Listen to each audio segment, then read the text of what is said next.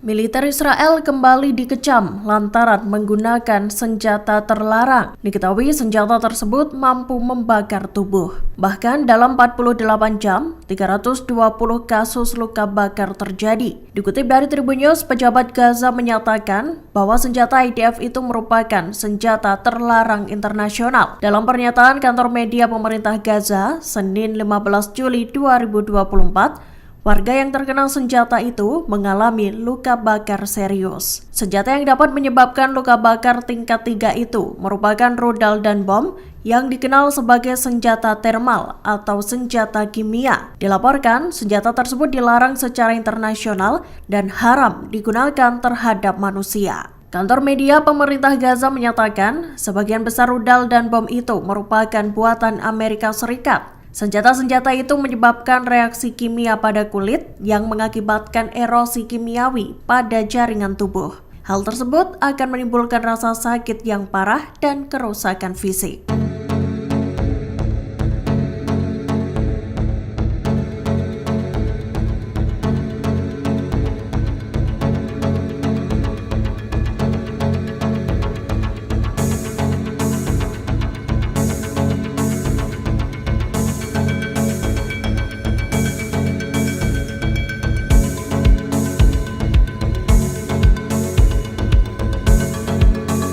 Militan Hizbullah meluncurkan puluhan roket Katyusha ke kota Kiryat Shmona, Israel Utara. Serangan itu dilakukan Hizbullah sebagai tanggapan terhadap serangan Israel beberapa waktu lalu. Dikutip dari Tribun News, militer Israel mengatakan pihaknya mendeteksi ada sekira 15 peluncuran roket dari Lebanon. Beberapa di antaranya dicegat oleh jet tempur pertahanan udara Israel. Menanggapi serangan Hizbullah itu, Israel pun meluncurkan balasan. Pada Selasa 16 Juli 2024, IAF menghantam sejumlah infrastruktur Hizbullah, khususnya yang ada di wilayah Yarin, Aita Ashab, dan Alma Echab di Lebanon Selatan. Selain itu, IDF melesatkan tembakan artileri untuk mengusir ancaman di wilayah Majdal Zone Lebanon.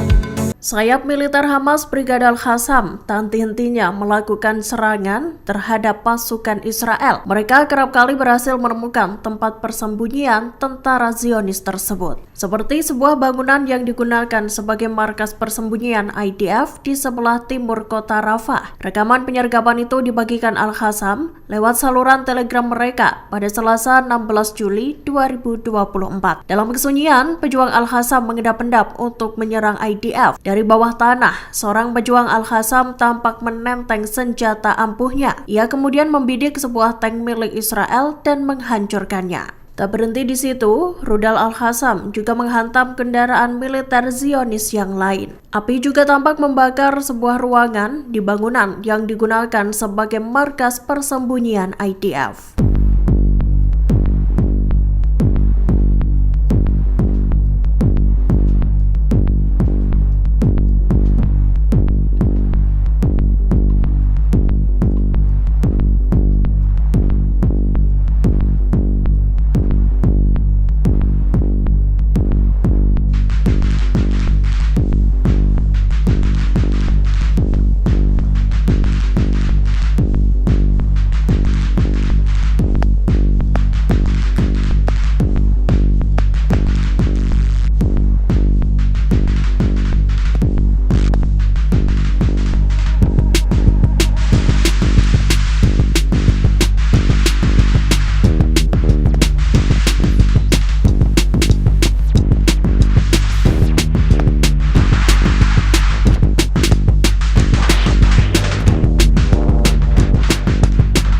Kapal tanker minyak mentah Charles Lion digempur habis-habisan oleh Houthi Yaman. Rekaman yang menampilkan detik-detik serangan terhadap kapal tersebut dibagikan Houthi pada Selasa, 16 Juli 2024. Diketahui kapal tanker minyak mentah itu menjadi sasaran kendaraan permukaan tak berawak atau USV saat berlayar di Laut Merah. Penyerangan itu terjadi pada Senin, 15 Juli 2024. Dikutip dari Al-Mayadin, USV yang syarat bahan peledak itu menyasar kapal Charles Lion lantaran melanggar ketentuan embargo Yaman terhadap Israel. Kapal tersebut digempur karena memasuki wilayah pelabuhan Palestina yang terlarang. Asap tebal langsung membumbung selesai USV tersebut mengenai sisi kapal. Kobaran api dengan cepat merambat dan melalap setengah badan kapal tanker minyak mentah itu.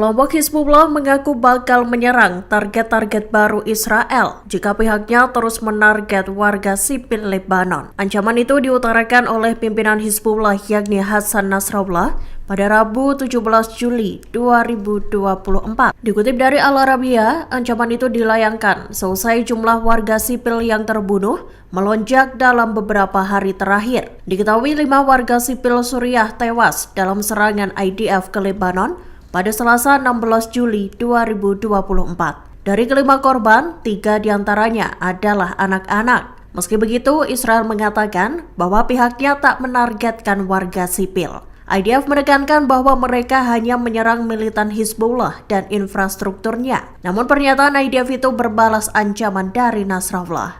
Ia mengatakan Hizbullah bakal meluncurkan rudalnya ke pemukiman-pemukiman yang sebelumnya tak ditargetkan.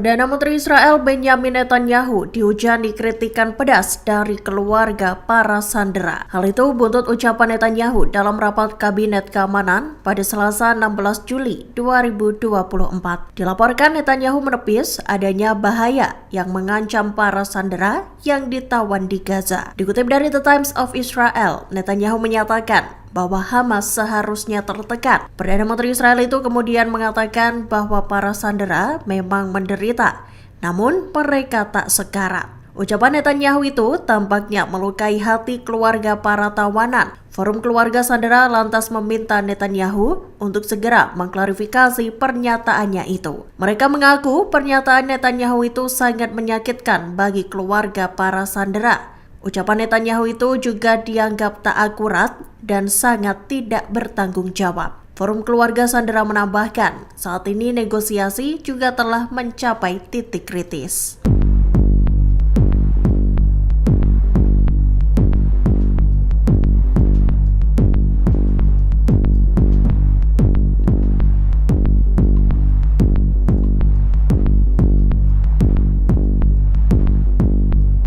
Turki mengutuk penghancuran satu-satunya rumah sakit kanker di Gaza yang dilakukan oleh militer Israel. Diketahui IDF menarget rumah sakit persahabatan Turki Palestina di jalur Gaza. Kecaman Turki itu sejalan dengan kritik terbaru Ankara terhadap serangan Israel dan kejahatan perang yang sedang berlangsung. Dikutip dari Tribunnews, beredar potret pasukan Israel berpose di depan rumah sakit tersebut. Sebelum dihancurkan, IDF menggunakan fasilitas medis itu sebagai pangkalan militernya.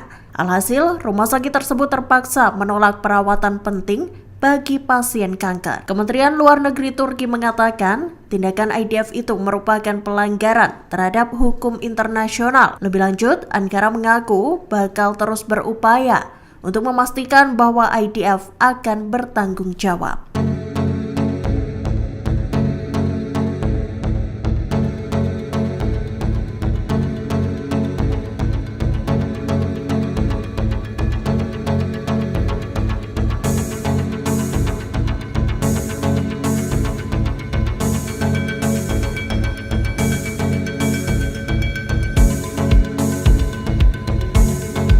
Download Tribun X sekarang.